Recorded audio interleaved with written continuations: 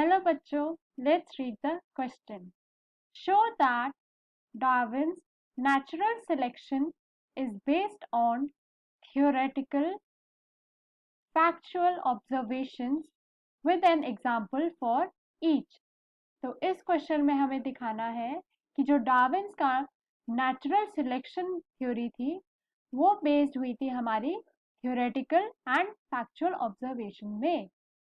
तो आज का हमारा की कॉन्सेप्ट है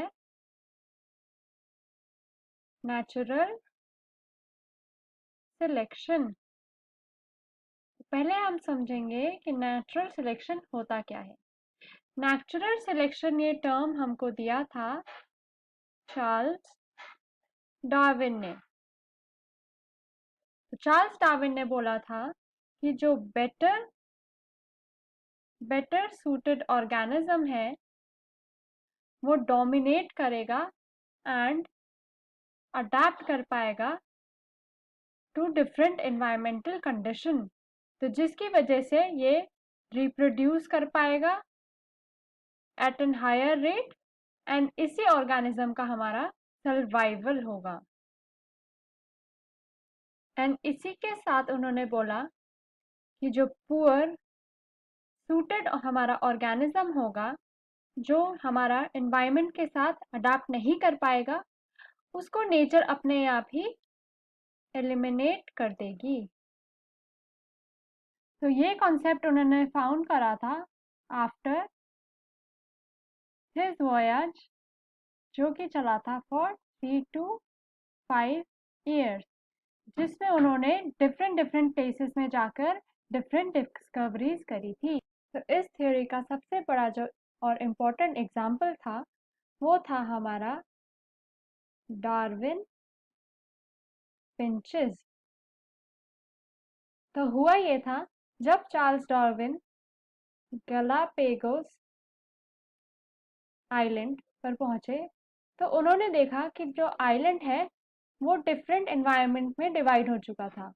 कुछ आइलैंड थे जहाँ का क्लाइमेट या फिर एनवायरनमेंट रॉकी था एंड कुछ आइलैंड्स जो थे वहाँ पे बेटर सॉइल थी due to rainfall.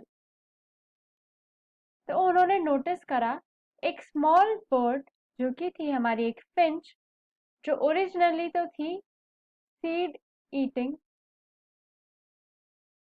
But due to different environment जो कि उनको वहाँ आइलैंड में मिल रहा था उसकी वजह से वो डिवाइड हो चुकी थी इनटू डिफरेंट न्यू स्पीशीज। तो एक फिंच थी जो कि इंसेक्टिवोर थी,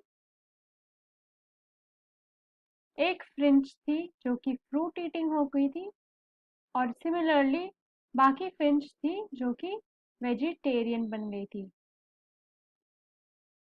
तो ये प्रोसेस हुआ ऐसे कि जो फिंचेस थी अपने आप को या सरवाइव करने के लिए एंड अपनी नीड्स को पूरा करने के लिए उन्होंने अपनी बीक्स को ऑल्टर कर लिया था। Altered beaks.